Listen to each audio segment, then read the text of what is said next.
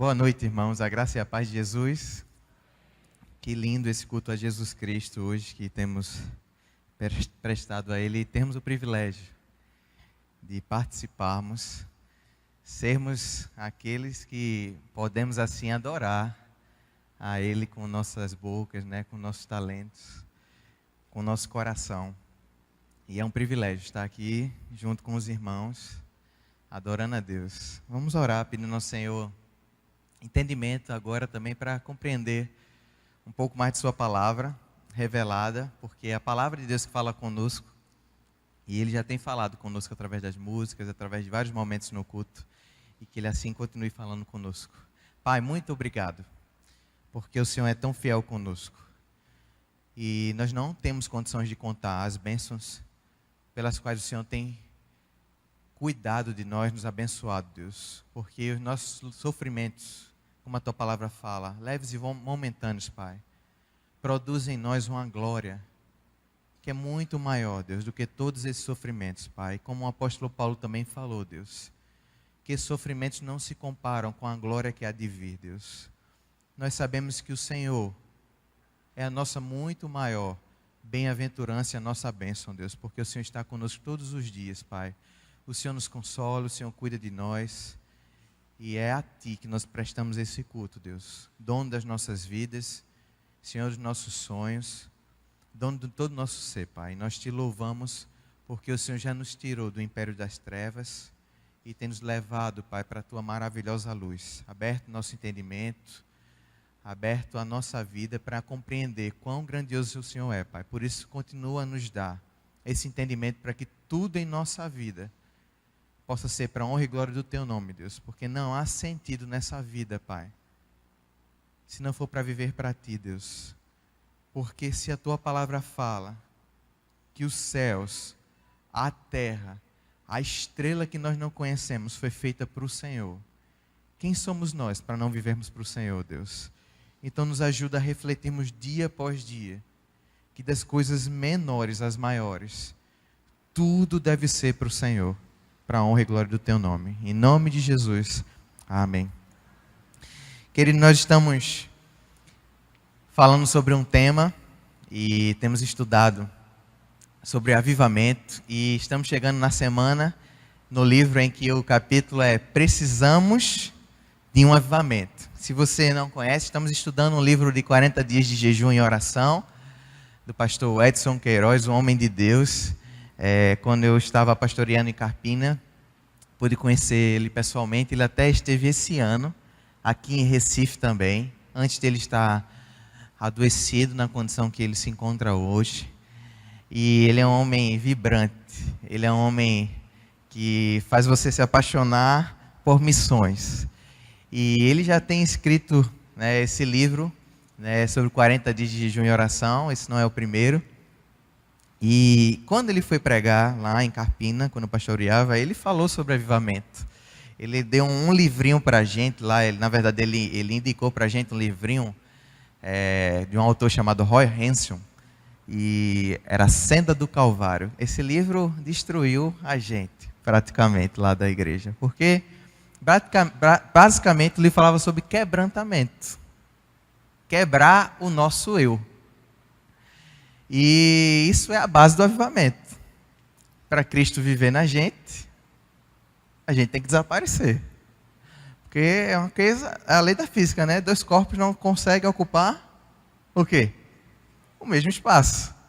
Então, dois egos não conseguem viver, né, querendo comandar. E esse livro fala muito disso, fininho e destruidor de ego, assim, né? E 40 dias de jejum e oração, é uma campanha que nós temos feito em nossa igreja. A gente já passou essa primeira semana, estamos chegando agora na segunda semana, que fala sobre essa necessidade. Por que precisamos de avivamento? Então, esse vai ser o tema dessa semana, né? Precisamos de avivamento. Então, o que é avivamento, irmãos? Como eu falei, avivamento em termos práticos, isso aí foi o tema do Cafofo no início do ano. Eu copiei a imagem deles, eu acho essa imagem fantástica. O Ctrl+C, Ctrl+V de Jesus na nossa vida. Em termos simples e práticos, avivamento é a vida de Jesus na minha e na sua vida. É só isso. Isso é avivamento, não tem mistério. Avivamento não é uma coisa assim, alguma coisa que vai acontecer assim, ó, especial. Está esperando alguma coisa assim, ó.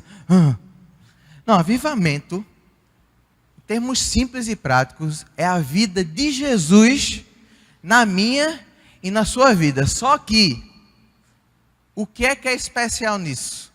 É que isso não é causado por uma força nossa. Isso não é uma coisa que a gente planeja, que a gente faz assim, né, objetivamente. Então, eu vou ser avivado agora. Eu vou fazer 5 passos para ser uma pessoa avivada agora. Então, agora eu vou ser um homem avivado, uma mulher avivada.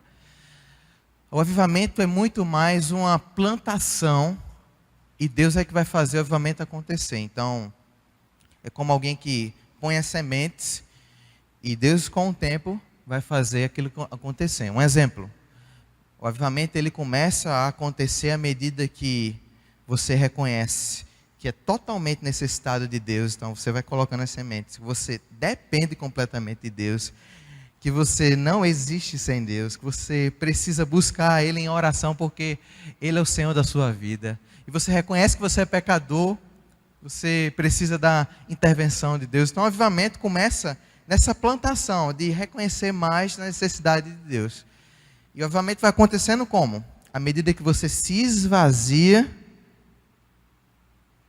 o Espírito Santo vai enchendo você. Quando isso acontece, a gente não tem uma data específica, mas começa a acontecer à medida que é menos eu, mais Jesus. Isso é uma coisa que não é só pessoal. O avivamento deve acontecer para a igreja. Se você tem muita dificuldade com essa ideia do menos eu, Jesus falou, né, que aquele que quiser me seguir, negue-se a si mesmo, tome a sua cruz e siga-me.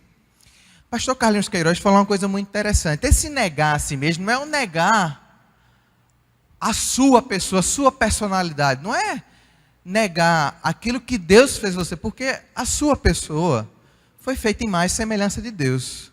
O negar a si mesmo é o negar aquilo que Deus não criou você e eu para ser. Há muito de nós que não deveria ser de nós. Há muito que está entranhado em mim e você que Jesus não planejou nunca na nossa vida.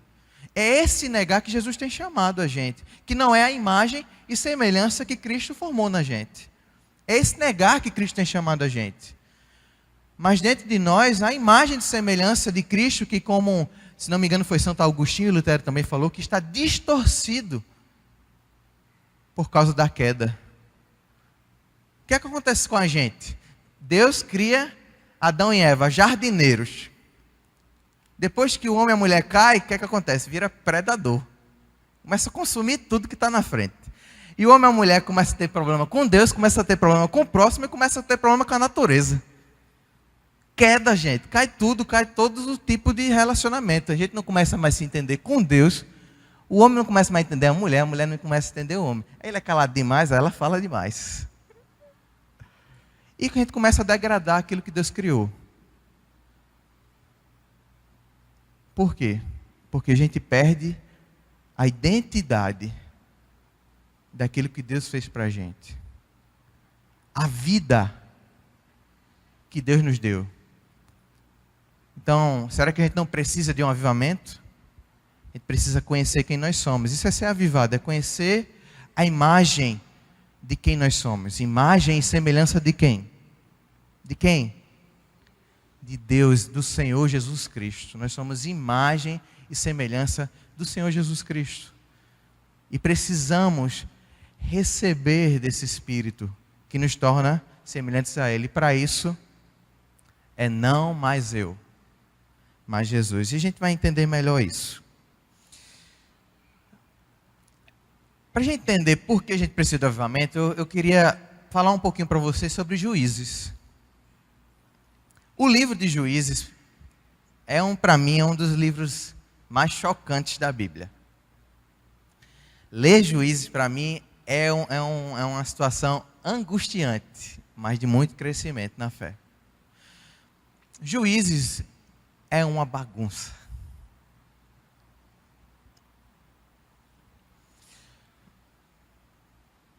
Olha só, extrema idolatria, irmão, matando família, abuso sexual, por causa de política, é gente matando gente próxima, é gente que é pessoa, homem de Deus, fazendo coisa que não deveria fazer, quebrando votos. É nação de Israel destruindo parte da sua nação. É a falta de amor, a falta de cuidado, é gente sendo escravizada por um povo que deveria ser destruído, mas porque não obedeceu foi oprimido. Tudo isso por causa de desobediência. Mas para ser muito claro, o próprio livro de Juízes, ele se resume, ele se resume no último versículo. Ele diz o seguinte: naquela época não havia rei em Israel. Cada um fazia o que lhe parecia certo. Se a gente quer entender o que foi a causa de tudo que acontece, o povo de Israel entrar naquela cilada, são dois fatores principais. Não havia rei. 2, cada um fazia o que lhe parecia certo. Isso não é uma coisa sutil, isso não é uma coisa simples, é uma coisa muito prática. Em termos práticos, o que estava acontecendo no povo de Israel era que eles não eram avivados. Então, pecado, para você ter uma ideia, é um texto muito interessante que tem em Juízes. Pecado para o povo de Israel num tempo, era definido o pecado para eles, não era uma definição que era de fora para dentro, mas era de dentro para fora. Só para vocês entenderem, eu vou completar mais a ideia. Vamos ler um texto ainda. De quem são os olhos? Entenda essa expressão, a gente vai ler um texto agora e vocês vão entender por que eu estou colocando isso. Olha esse texto aí. E os filhos de Israel fizeram o que era mal aos olhos do Senhor, e se esqueceram do Senhor, o seu Deus, e serviram aos Baalins e a Astarote. Em contrapartida, naqueles dias não havia rei em Israel, cada um fazia o que parecia bem aos seus olhos. Vou voltar para a gente ler uma coisa de novo. E os filhos de Israel fizeram o que era mal aos olhos do Senhor.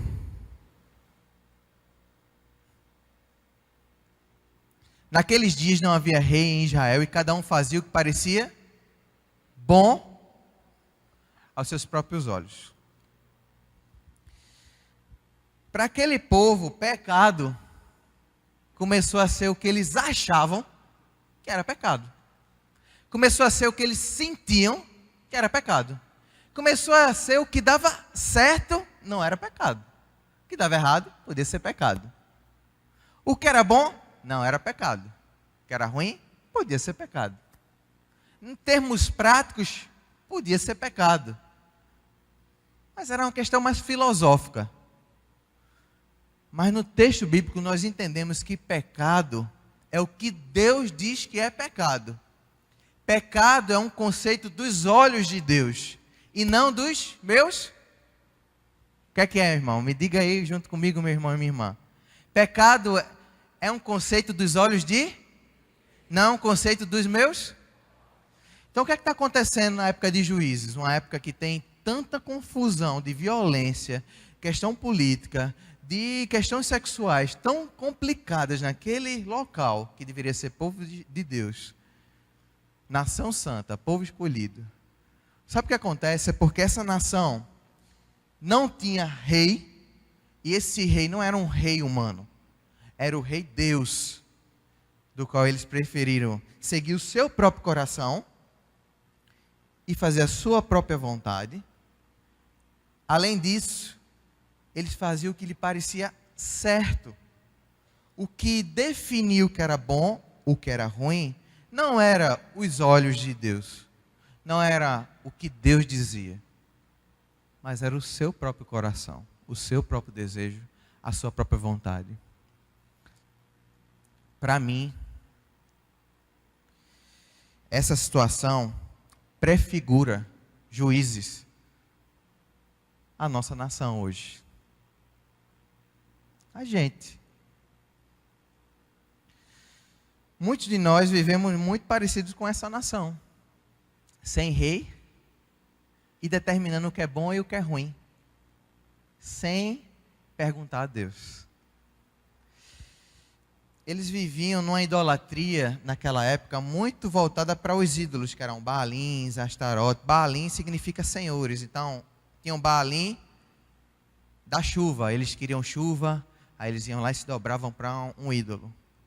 Hoje, muitos dos nossos senhores estão muito mais voltados para o nosso self. A gente idolatra muito quem a gente é, o que a gente gosta, o que a gente quer, o que a gente ama. Ah, se isso aqui me desagradar, eu já não quero mais saber. Não gosto mais. Ah, Deus fez isso, já viu? Com raiva. Não concordo com Deus nesse ponto, não. Minha criação não fez assim, não. Meus olhos não veem dessa forma. E no final das contas, quem acaba sendo rei e rainha não é Deus. Somos nós. Mas a má notícia de toda essa situação é que a Bíblia já revela a gente o que um povo, o que uma pessoa que escolhe ser rei e escolhe viver sobre os seus próprios olhos e sobre o seu próprio coração, pode causar. E aí eu convido você a ler todo o livro de Juízes, especialmente os 2 últimos capítulos, para a gente ver o que é uma sociedade em crise, porque é esse que a gente vai chegar, gente. Viver sem Deus como rei e viver determinando segundo o nosso próprio coração o que é bom e o que é ruim, leva a gente à crise. Em todos os parâmetros da nossa vida. Em todos, sem exceção. Nós não fomos criados para viver sozinhos. Nós não fomos criados para viver determinando a nossa própria vontade. Deus não fez isso para a gente. Para ser rei. Avivamento é deixar Jesus assumir todos os âmbitos de nossa vida. É a consciência progressiva do reinado de Deus em todas as áreas do nosso ser. Pense bem, a Bíblia fala desde o começo até o final que tudo foi criado por Deus e para Deus. A areia que você pisa, que é tão irrelevante, como a galáxia que você ainda não conhece, que é tão grande, foi criada por Ele e para Ele. Sabe por que o mundo às vezes não faz sentido? Porque eu e você estamos querendo que ele faça sentido para quem? Para quem, meu irmão e minha irmã? Para mim. Para a minha vida, eu quero que ele gire em torno de mim. Da minha alegria, da minha felicidade. Eu quero que ele faça sentido às minhas demandas. Aos meus olhos, eu quero que ele faça sentido às coisas que eu estou pensando. Ao que eu acredito. Então não está fazendo sentido. Às vezes é melhor nem viver como foi hoje de manhã a aula que Marisa deu. Às vezes a pessoa já conquistou tantas coisas na vida que não tem mais nem graça a vida. A vida é autocentrada. Ou então deu alguma coisa errada na vida, também já não vale mais a pena.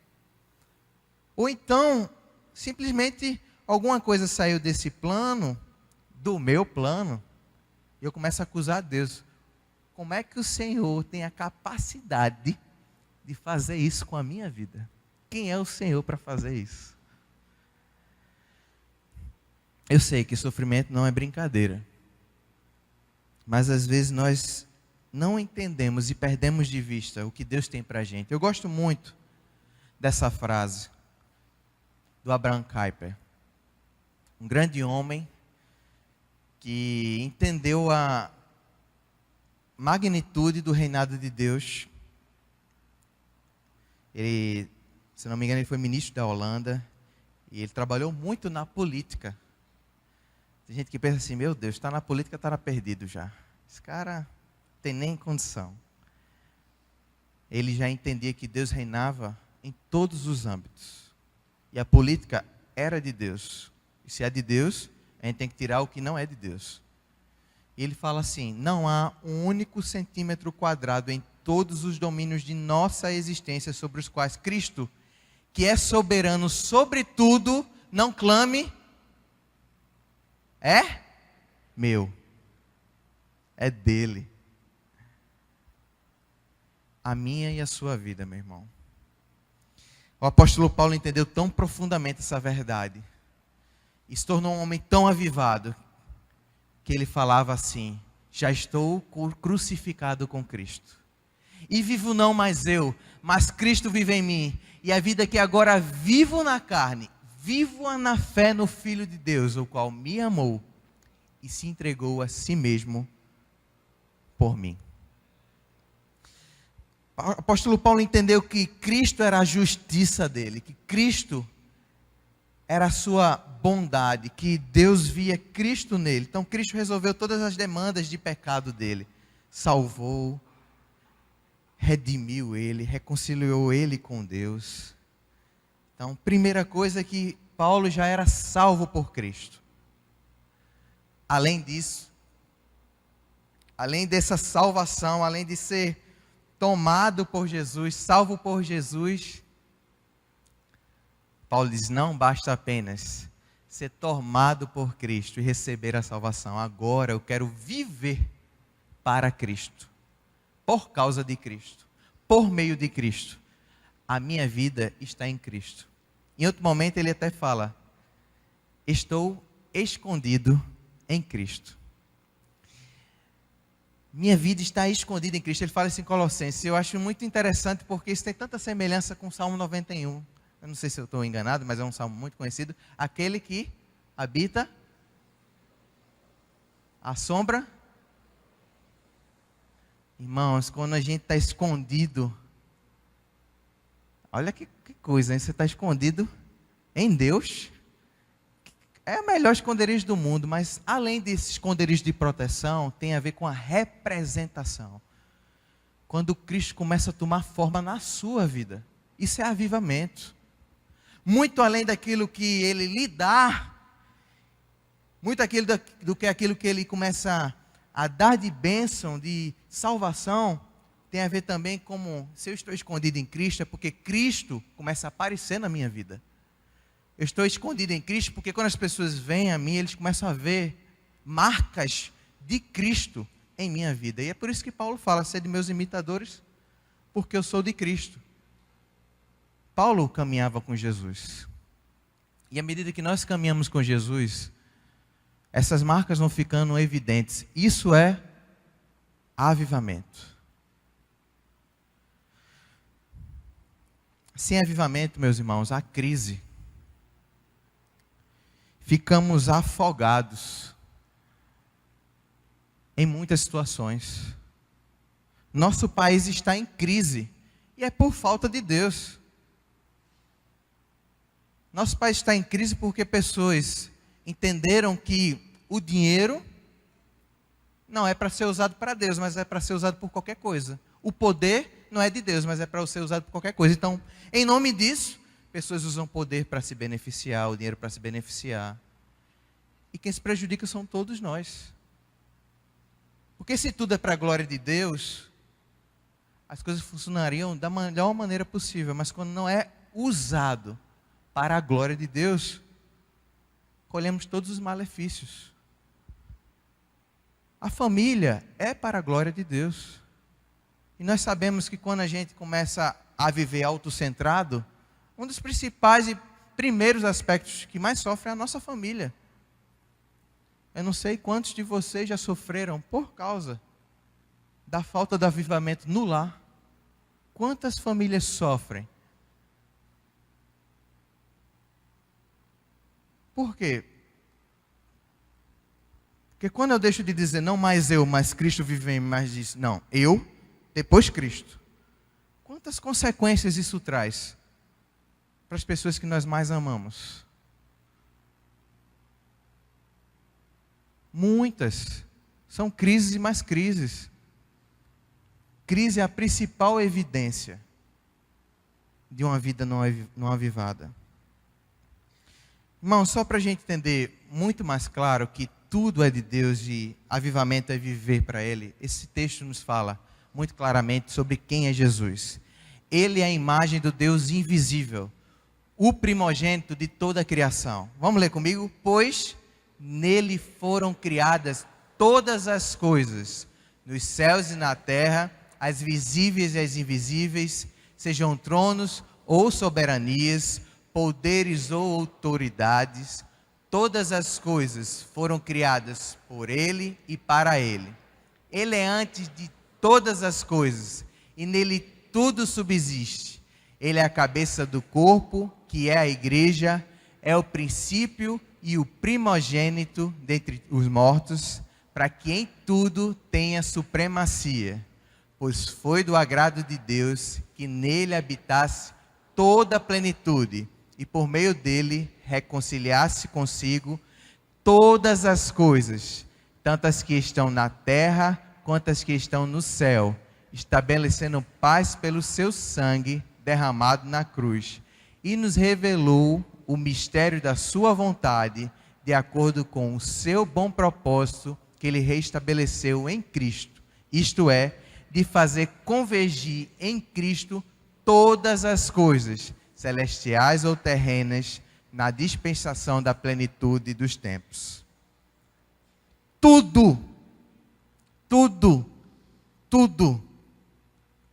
foi feito para convergir em Jesus.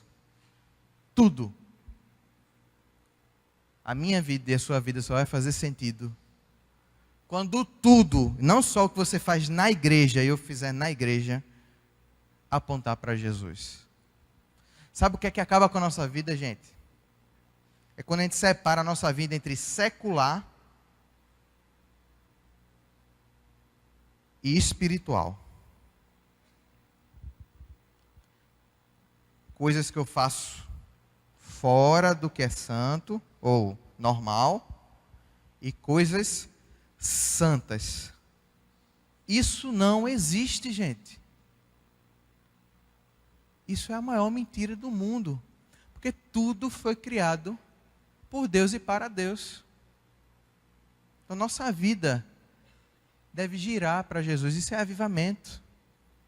Então, isso não é ser uma pessoa moralista e não, tem que ser tudo muito santo, evangélico. Aqui, essa aqui é de crente? É. Essa roupa é de crente? Tem Carpina. Achava engraçado é que tinha uma loja que era moda evangélica. Eu disse, rapaz, eu não usava aquela roupa de jeito nenhum, gente. Não dava. Não dava. O que é isso? A gente começa a pensar que a coisa é como se fosse uma linha mais fácil de ver, né? Assim, o que é de Deus, o que não é de Deus. Não, a gente tem que pensar muito, a gente tem que orar muito, a gente tem que colocar a Deus à disposição. A gente tem que entender o seguinte, que o mundo é de Deus. E onde Deus nos colocou, a gente tem que pensar assim, opa, o meu trabalho é de Deus, como é que eu faço que esse trabalho, Jesus, seja glorificado? Não é fácil, mas é dele. Um testemunho que eu escutei essa semana que eu achei sensacional, de fazer convergir tudo, o mundo em Cristo, foi que em Goiânia, Goiás, o IDEB de lá, né, o índice, né, de educação, foi o maior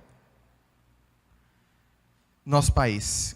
Vocês sabiam que quem estava envolvido nisso foram irmãos cristãos que estavam envolvidos nessa questão? E nesse desenvolvimento, por exemplo, teve uma irmã, o nome dela é Fatinha, ela pegou uma escola uma escola sucateada, endividada, lá se não me engano, é um bairro da Aparecida, lá. Alzira, o bairro lá, o local. Um colégio que o Estado tinha dito assim, ó, se ninguém assumir em 48 horas esse colégio, a gente vai fechar.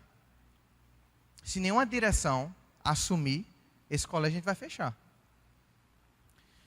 E aí, uma irmã chamada Fatinha disse, não, a gente vai assumir isso aí. Esse colégio era tão complicado, ele tinha só 200 alunos, ele estava cheio de depredações, os traficantes vendiam droga no muro do colégio para os alunos. Então, era aberto a situação lá. E estava em emergência. Então, essa irmã assumiu o compromisso de dirigir esse colégio. E ela chegou no colégio, entrou e disse, Deus, eu não dou conta desse negócio, Senhor. Não tenho condição. Começou a entrar no colégio, começou a orar. E disse, Deus, por favor, se não for o Senhor, não tem jeito. E começou a pedir misericórdia de Deus lá. Me dê entendimento, porque eu sei que isso aqui é do Senhor.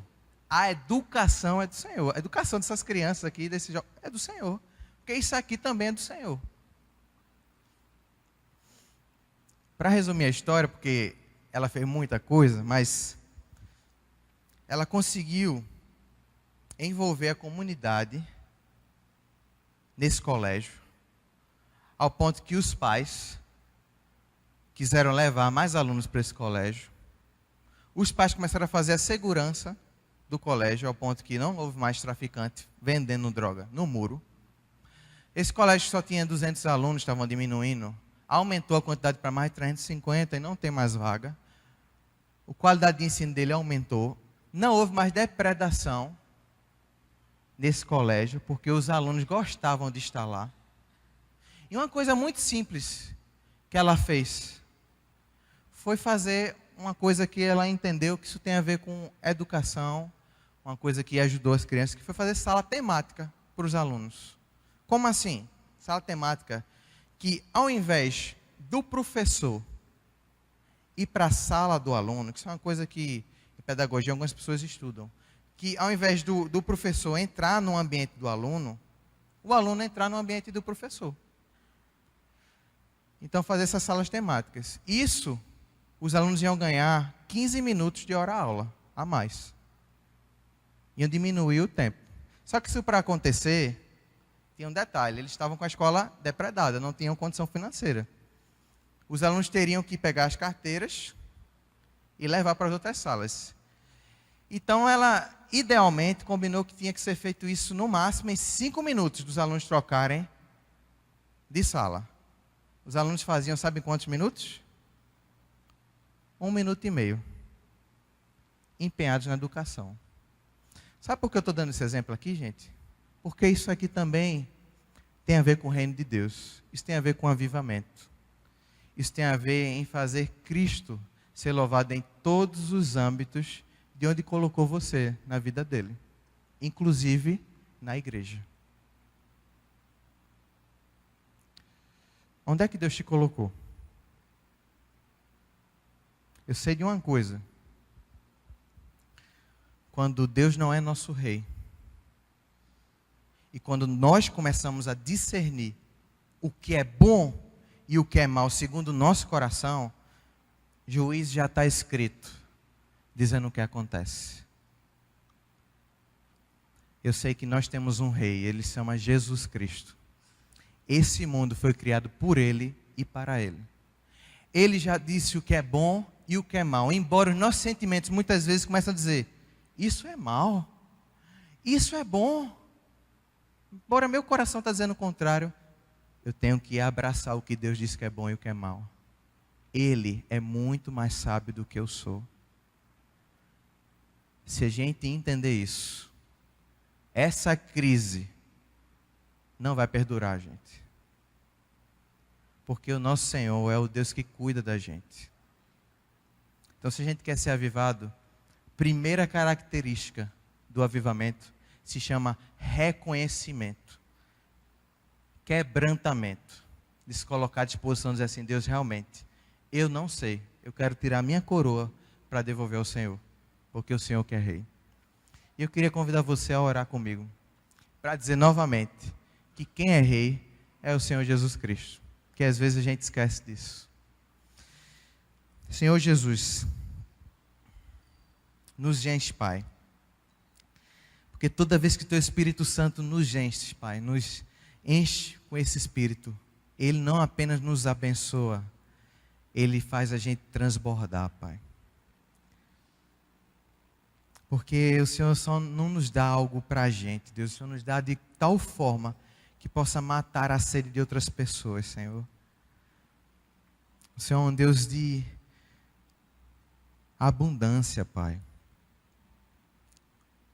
Um Deus que sempre dá muito mais. De uma semente faz sair 30, 50, 100 frutos. O Senhor é tão generoso, Deus. Perdão por tantas vezes sermos egoístas, Deus, e achar que a nossa vida pode ser voltada para nós mesmos, Senhor. E é por isso que a gente faz tão mal, Pai, a nossa própria vida e as pessoas que nós mais amamos, Deus. Senhor, nós precisamos que o Senhor se reconcilie conosco, Pai. E nós te louvamos porque o Senhor Jesus já foi enviado para se reconciliar conosco, Pai. Oh Deus, muito obrigado, porque o Senhor é o primeiro sempre a tomar a iniciativa, nunca é nós. Mas o Senhor sempre já envia a solução em nosso favor, Pai. E nós te agradecemos por isso, Senhor. Queremos reconhecer que o Senhor é soberano, que o Senhor é rei, e que a nossa vida só faz sentido por causa do Senhor, Deus. Nós não temos a capacidade de gerir a nossa vida sem o Senhor. Não é possível, Pai. Nossos olhos são tão míopes, Deus. Nós somos tão cegos, Senhor, sem a Tua intervenção, Deus. Nossa sabedoria não é capaz de nos conduzir, Deus. Cada vez que a gente anda com as nossas próprias pernas, é para a gente andar um pouco para cair, Deus. Mas nos toma pela mão, Deus. E nos enche do Teu Espírito Santo, Pai. Para que onde o Senhor nos colocou, sejamos cheios do Teu Espírito. E nos abençoamos, Pai. Nós possamos abençoar as pessoas ao nosso redor. As instituições que estão ao nosso redor, Pai. Tudo, Pai.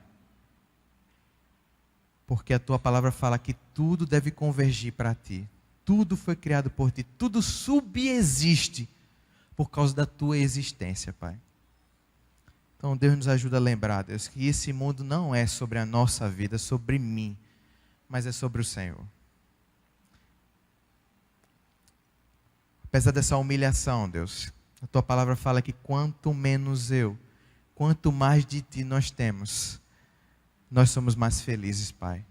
E eu te peço, enche o nosso coração da verdadeira alegria, Pai, que não é a alegria do ego, de se sentir mais eu, de se sentir mais cheio de mim, mas de se sentir mais cheio do Teu Espírito Santo, Pai. Nos enche da Tua alegria, Pai, de saber que se o céu é um mundo cheio de Ti, Deus, e por isso que Ele é o lugar mais alegre do mundo, Pai, nos ajuda a experimentar nessa vida agora, já dessa experiência de que o Senhor é tudo que nós precisamos.